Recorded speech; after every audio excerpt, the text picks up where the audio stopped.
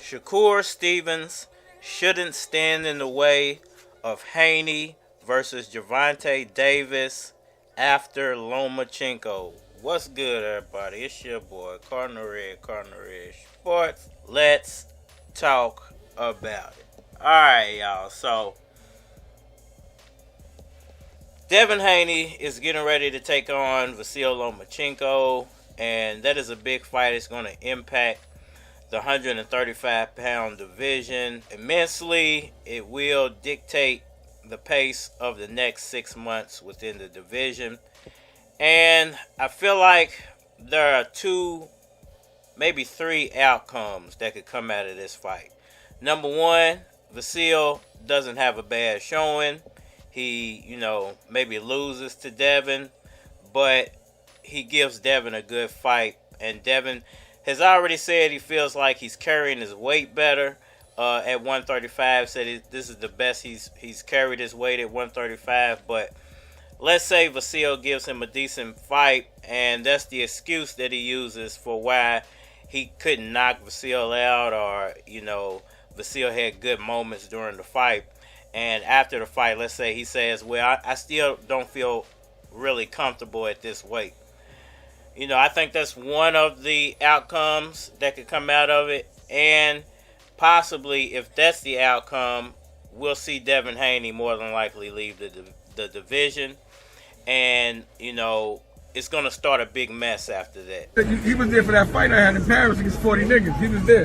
He came to save me. For real. What was that swinging? Shit, I ain't want to run, so I'm fighting this shit. But niggas ran this shit. So I'm like, damn, I'm by myself. And then I ended up on the floor getting kicked and shit. And then this thing, I didn't know, but he picked me up. Yeah, I was hitting you. Now, the second outcome I think that could come out of this is, Devin Haney has a great showing.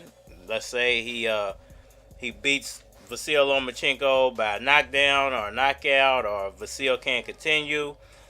Well, then, more than likely, you're going to see Devin Haney fight Shakur Stevenson next. And, I think that would be unfortunate. I think if Shakur was to accept the fight with Devin Haney, basically based off the fact that, it's an in-house fight with Top Rank, and, it'll be easier to make than the Gervonta Davis fight. At that point, I would feel like Shakur Stevenson is purposely standing in the way and holding up the division, because the biggest fight in the division is obviously Gervonta Davis and Devin Haney, but it's a cross-promotional fight.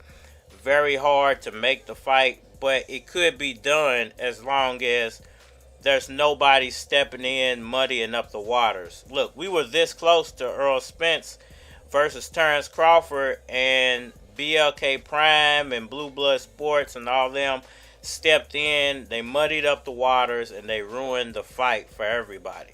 Sometimes it's better to disappear and say nothing than to know about everything that goes on and get nothing done.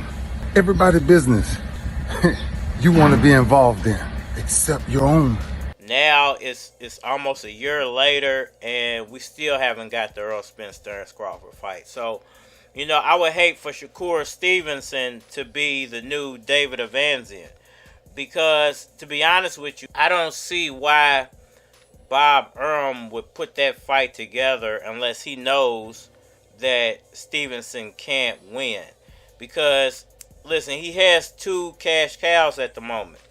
If one of them goes down, one of them, they stop being a cash cow. So, I wouldn't think that he would want to risk that, especially not Devin Haney, where you could have Devin Haney basically leave 135, the undisputed champion, and go up and fight Josh Taylor, which in itself would be a super fight for 140 pounds, even though Devin Haney won't have any belts.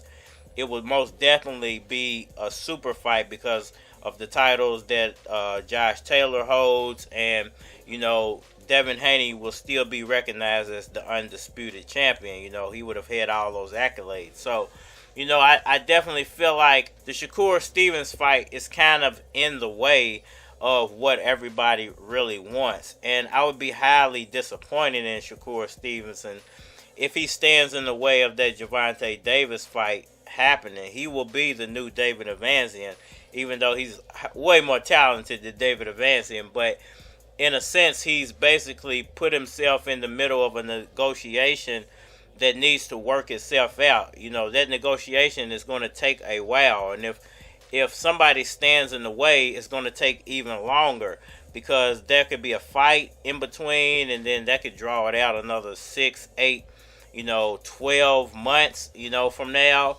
which would be completely unfortunate and completely ridiculous, because Shakur Stevens not bringing anything to the table. Gervonta Davis is bringing it all to the table. Devin Haney's bringing it all to the table. You can't have more popularity than Gervonta Davis, and you can't have more titles than Devin Haney. That's the biggest fight at 135 pounds. The third scenario that could come out of this is that Devin Haney dominates Vasyl Lomachenko and leaves the division anyway. Now, if that was to happen, then I would be like, you know what? Devin Haney's not as good as I think he is. Because I watch a lot of Josh Taylor's footage. Josh Taylor is a good fighter, but to be honest with you, I see the flaws in Josh Taylor.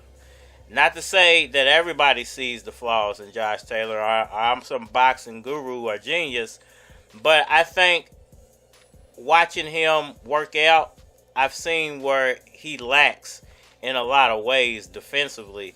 And I feel like guys like Devin Haney, Gervonta Davis could actually, and for sure Shakur Stevenson, because of his speed, could actually take advantage of Josh Taylor. So, I feel like that he's one of those guys that really needs to be careful, because if Devin Haney dominates Vasyl and he doesn't feel like he can dominate Gervonta Davis at 135 pounds, if he moved up to 140, I do think that he would be showing his dominance versus Josh Taylor, because once again, I saw some things in Josh Taylor I feel like Devin Haney can seriously take advantage of. I don't think Gervonta Davis has those flaws in his game that Josh Taylor has, because Gervonta is so much more poised and patient in the boxing ring. Josh Taylor, he's a go-get-him type of fighter. He's up on you.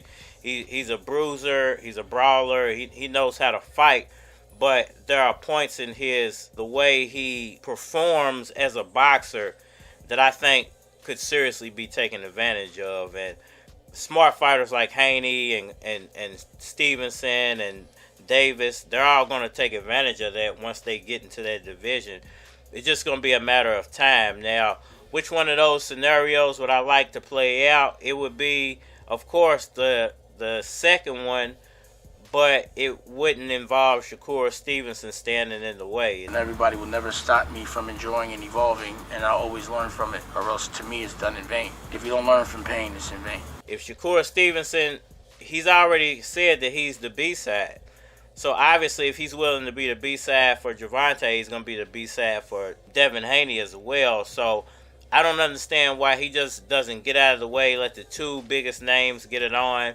And then by the time, one of those guys do come back around to him, he would have had at least 2 fights at 135 and become an even bigger superstar within the division, and could command a bigger dollar sign if they ever do get that fight made, between one of those two guys. But that's just me. That's the way I look at it. I don't know if I'm right. I don't know if I'm wrong. But I do know that I don't want to see Shakur Stevens stand in the way of the biggest fight of 135 pounds, the same way that Blue Blood, BLK, and David Evansian stepped in the middle of the Terrence Crawford, Errol Spence Jr. situation. That was very ugly, and it didn't have to go down that way. Y'all let me know what y'all think about all that down in the comment section below. That like button for me. Share, subscribe. Holler at me on all social media platforms. Facebook, Instagram, YouTube, Twitter. But you are more than likely to get a response on the tube. So holla at me. Over.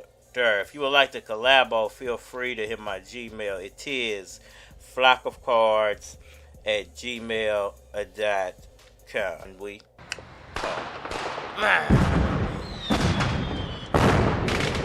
I hustle for real, for real. It's Louis Keys off in this bitch, you know what's on. Big cheese in my pocket, that's provolone. Chip on my shoulder bone, and I'm blowing strong. Step back, all your nose is gone. No pills, still I'm rolling on. I'm doing about 100. How I kick it, you would think I punt it. And plus I'm way past grunted. You niggas is out of order. Got a bitch named Fergie finna meet me about a butter with a 20-watt order. But that's another story. It really ain't important. You really can't afford it. So I'ma dumb it down. Keep it on the surface, but I will holla at you if you wanna make a purchase. I got niggas selling movies, I got bitches selling purses, and chicks off in school studying to be nurses. I'm something that you rarely see, like a cranberry tree. Money, will you marry me? You can't knock a nigga, you can't knock a nigga, you can't knock a nigga, you can't knock a nigga. Cause I hustle, cause I hustle, cause I hustle, cause I hustle, cause I hustle, cause I hustle, cause I hustle for real. You can't knock a nigga, you can't knock a nigga, you can't knock a nigga, you can't knock a nigga. Cause I hustle, cause I hustle, cause I hustle, cause I hustle, cause I hustle, cause I hustle, cause I hustle for real, for real. Nigga, listen here. One look at the Ninja Turtle bud and your eyelids disappear. Mixed breed out of your league. Take a puff, now you can't breathe. Roll up my sleeves, roll up my weed, roll up and leave. As quick as I came, I be getting it, man. Even if you're hot, bet I'm more warm. That money's on my mind like a unicorn horn. You a player, then you get your uniform torn. Dress your bitch up like a waitress, uniform porn. And nigga, you been forewarned. But here's another caution, motherfucker, I'm house. You can't knock a nigga, you can't knock a nigga, you can't knock a nigga, you can't knock a nigga. Cause I hustle, cause I hustle, cause I hustle, cause I hustle, cause I hustle, cause I hustle, cause I hustle for real. You can't knock a nigga, you can't knock a nigga, you can't knock a nigga, you can't knock a nigga. Cause I hustle, cause I hustle, cause I hustle, cause I hustle, cause I hustle, cause I hustle, cause I hustle for real.